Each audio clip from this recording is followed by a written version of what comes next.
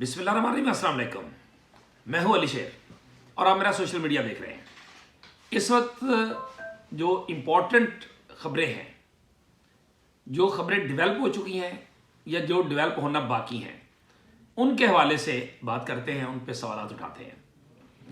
Number 1 तो सबसे बड़ी खबर, वज़ीर आज़म शहबाज शरीफ ने PTI को एक बार फिर मुज़ाकरात की दावत दे दी है और उसमें पेशकश क्या की है, यह बहुत इंपॉर्टेंट है।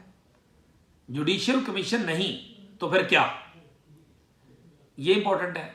फिर PTI ने वज़ीर आज़म के मुज़ाकरात की पेशकश को मुस्तरद कर दिया है। क्यों, यह आपके सामने रखेंगे।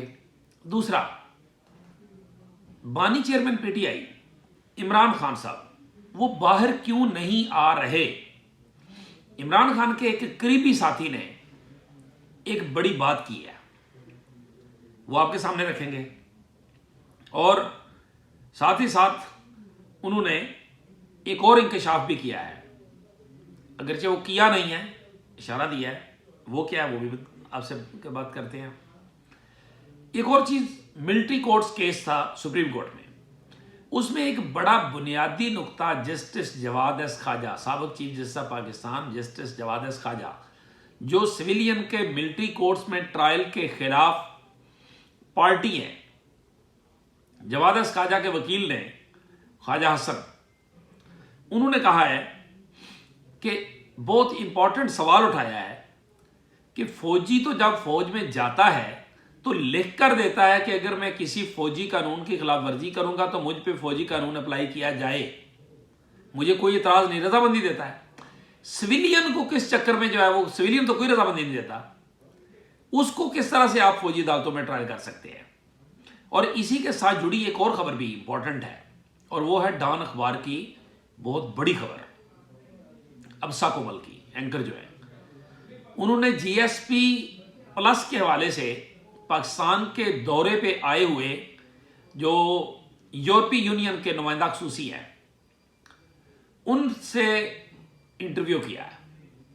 उस इंटरव्यू में खासी बातें हैं और पाकिस्तान के हवाले से खास तौर पे पीका एक्ट, आज़ादी ज़ाहिर राय, सोशल मीडिया और ये जो है इस वाला इंसानी हकूक़ का मामला, मिलिट्री कोर्ट्स में सिविलियन को ट्रायल करना, ये सारे मामला हैं, वो भी आपके सामने रखेंगे। एक और चीज, मौलाना फजलुर रहमान आखिर फट पड़े हैं कि सदर आसिफ अली जरदारी ने उनके साथ चीटिंग की। एक और चीज, इस्लामाबाद हाई कोर्ट के 2 जजेस chief justice of Pakistan mister justice याही अफरीदी से मिले हैं। क्यों मिले हैं? और Islamabad high court bar association ने एक जो है वो खत लिखा है सुप्रीम कोर्ट ऑफ पाकिस्तान को, और उसमें यह कहा है कि इस्लामाबाद से बाहर से कोई भी chief justice Islamabad high court में एक्सेप्ट नहीं किया जाएगा, वरना एहतजाज किया जाएगा।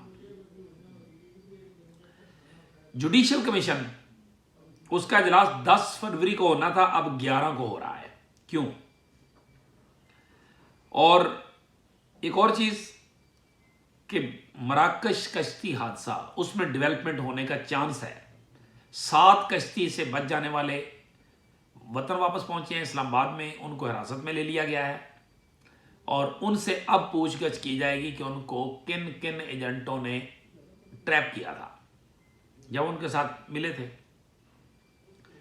LPG मिक्स का मामला, ये जो बाउजर फटे हैं, ये क्या है और क्यों है।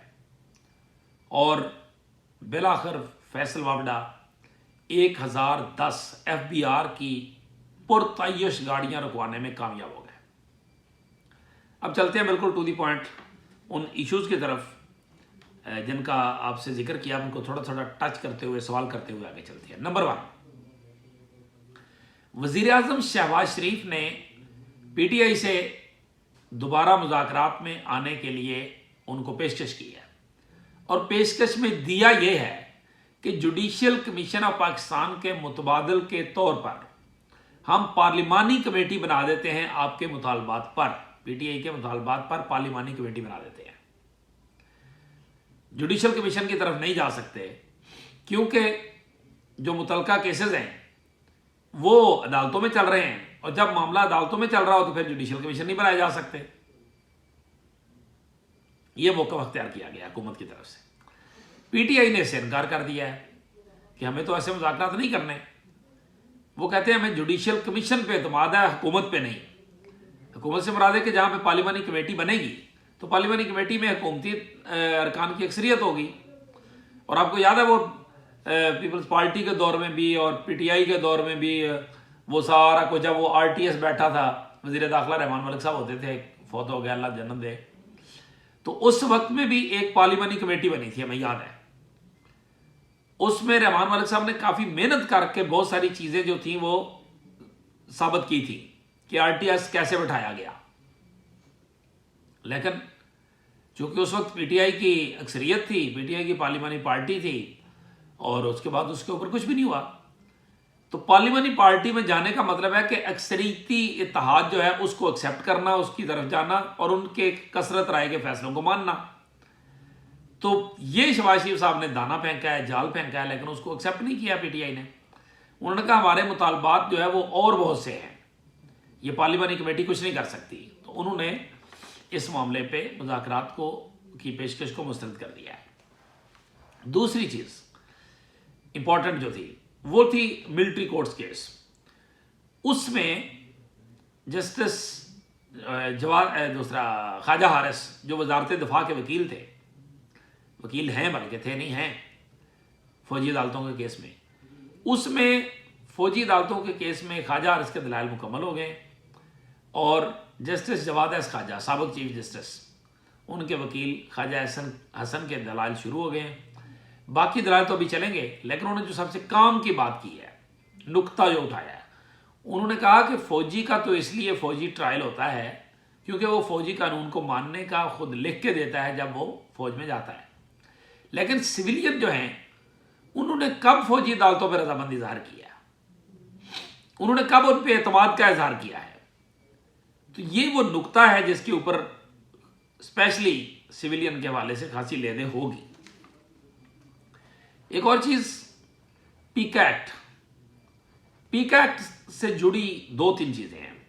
एक तो पार्लिमानी रिपोर्टर एसोसिएशन का वफद मौलाना फजल रहमान से मिला। मौलाना फजल रहमान ने सदर आसिफ अली जरदारी को फ़ोन किया, उन्होंने उनसे एग्री किया कि हाँ सहाफ़ती तंजीमों को एतमाद में लेने तक वो दस्तखत नहीं करेंगे बिल पे। इस बात से आगाही सेनेटर कामरान मुर्तज़ा ने सदर पीआरए उस्मान खान को अपने वॉइस मैसेज की सूरत में दी। उस पे पीआरए ने अपनी प्रेस रिलीज जारी की, लेकिन पता उस वक्त चला कि जब सदर आसिफ अली जरदारी ने उस बिल पे दस्तखत कर दिए। मौलाना फजल रहमान सख्त शाकी हुए, सख्त नाराज हुए।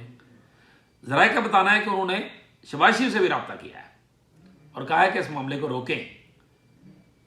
उन्होंने भी हाँ बिल्कुल आपसी बात सुनेंगे, हम सुनेंगे, टाला वाला कर दिया है। सदर जरदारी ने तो दस्तखत कर दिए।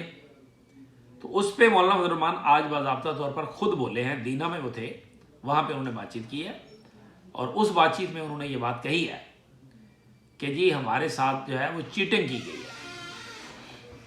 बात जो तय हुई थी वो ऐसे नहीं थी। बात तय हुई थी कि सहाफ़ती तंजीमों को एतमाद में लिया जाएगा, लेकिन लिया नहीं गया है। मेरे से ये वादा किया गया और नहीं पूरा किया गया है। और फिर उन्होंने ये भी कहा है कि वो चाहते हैं, मौलाना फजल रहमान ने कहा कि वो चाहते हैं कि बानी पीटीआई रिहा हों, मगर उन्हें बानी पीटीआई रिहा होते नजर नहीं आ रहे। इसी पीका एक्ट से जुड़ी एक और भी खबर, और वो मिलिट्री कोर्ट से मुतल्लिक भी है। वो है अबसा कोमल, जो कि डॉन की एंकर हैं। उनकी मुलाकात हुई है पाकिस्तान के दौरे पे आए हुए यूरोपीय यूनियन के एक इंतहाई अहम नुमाइंदे के साथ, जो यहाँ पे आके मुख्तलिफ शख्सियात से मुलाकातें कर रहे हैं। डॉन की खबर के मुताबिक उस नुमाइंदे ने army chief general Syed Asim Munir से भी मुलाकात की है, हुकूमती जो जिम्मेदारान हैं उनसे भी की है, और उन्होंने उनको बताया कि आपको पाकिस्तान को GSP प्लस का दर्जा हमने इसलिए दिया था कि आप लोग जो हैं इंसानी हकूक़ का ख्याल करेंगे, मिलिट्री कोर्ट्स वगैरह जो है इस तरह की चीज़ें नहीं करेंगे, जमहूरियत को नुकसान नहीं पहुँचाएंगे, आप जो है वो आज़ादी ज़ाहिर राय का ख्याल रखेंगे, लेकिन آپ نے آزادی اظہار رائے کا بھی خیال نہیں رکھا، میڈیا پر بھی پابندیاں لگائیں، پیکا ایکٹ بھی لائے ہیں، اور سویلین کو فوجی عدالتوں میں ٹرائل بھی کر رہے ہیں۔ تو اس لیے اس کو ٹیکن فار گرانٹیڈ نہ سمجھا جائے کہ آپ کو جی ایس پی پلس دے دیا تو بس اب آپ کے پاس ہی ہے، واپس نہیں لیا جائے گا۔ مئی میں اس پہ اجلاس ہونے جا رہا ہے، یہ ریویو جائزہ ہو رہا ہے۔ تو یہ خاصی امپورٹنٹ بات ہے جو یورپی یونین کے نمائندے نے کہی ہے۔ ایک اور چیز اسلام آباد ہائی کورٹ کی، اسلام آباد ہائی کورٹ بار کے صدر چودھری ریاست علی آزاد، انہوں نے خط لکھا ہے بار کی طرف سے چیف جسٹس آف پاکستان کو کہ اسلام آباد ہائی کورٹ میں کوئی بھی اسلام آباد کے ججوں سے باہر کا جج نہ لگایا جائے بطور چیف جسٹس، ورنہ ہم اس کے خلاف احتجاج کریں گے اور ہم ایکسیپٹ نہیں کریں گے۔ 2 جج محسن اختر کیانی اور طارق جہانگیری بھی چیف جسٹس یا افریدی سے ملے ہیں، اور اس کی تفصیلات تو نہیں آئیں، لیکن یقینی طور پہ معاملہ یہی ہے کہ ہم باہر کے جج کو ایکسیپٹ نہیں کریں گے کیونکہ وہ سینئر موسٹ ہو جائے گا۔ اسی طرح جو ہے وہ جوڈیشل کمیشن، یہ ججوں کی تقرری کا معاملہ ہی ہے۔ عامر فاروق صاحب اگر اوپر جاتے ہیں سپریم کورٹ میں، تو جو اجلاس جوڈیشل کمیشن کا 11 فروری کو ہونا تھا، اب اس کو 10 کو بلا لیا گیا ہے۔ لاہور ہائی کورٹ جو ہے لاہور ہائی کورٹ بار اس نے درخواست دی ہے کہ جوڈیشل کمیشن کے اجلاس کو مؤخر کیا جائے۔ تو یہ بھی امپورٹنٹ چیز ہے۔ یہ جو اندر میس پک رہا ہے، جو خط سے لے کے جو محسن اختر کیانی نے کہا کہ پوری 26ویں آئینی ترمیم ایک خط کی بنیاد پر کی گئی۔ پھر 1010 پرتعیش گاڑیاں جو تھی FBR کی، ان کے خریدنے کا معاملہ چل رہا تھا۔ اس میں فیصل واگڈا صاحب بہرحال کامیاب ہوئے ہیں، کمیٹی کو انہوں نے قائل کیا ہے، باقی سوالات جوابات کئی دنوں سے وہ لگے ہوئے تھے اس مہم پہ۔ 1010 گاڑیاں FBR کے لیے خریدنے کے کام کو قائمہ کمیٹی نے روک دیا ہے۔ اور عوامی ایشو، ہاں ایک اور، بانی پی ٹی آئی باہر کیوں نہیں آ رہے؟ رؤف حسن کہتے ہیں کہ وہ ڈیل نہیں کر رہے جس کی وجہ سے عمران خان باہر نہیں آ رہے، اور ڈیل کا ایک معاملہ جو ہے وہ ان کے پاس موجود ہے لیکن وہ بتا نہیں سکتے۔ خان کے پاس ایک ڈیل ہے لیکن رؤف حسن صاحب کہتے ہیں کہ مجھے پتا ہے لیکن میں بتا نہیں سکتا، پتہ نہیں وہ کیا ہے۔ انہوں نے کہا خان صاحب حقیقی اصلاحات کے ذریعے ہی اقتدار میں آنا چاہتے ہیں، تو یہ بھی امپورٹنٹ بات ہے کہ وہ اقتدار میں اصل اختیارات کے ساتھ آنا چاہتے ہیں۔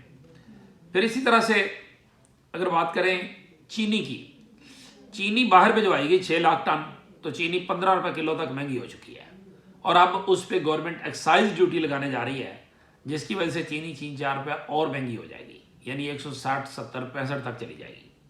تو یہ مہنگائی کم کرنے والے آئے تھے، باقی چیزوں کی بھی مہنگائی بڑھ رہی ہے، ٹھیک ہے۔ ایک اور چیز، میں نے آج 2 قائمہ کمیٹیاں کور کی۔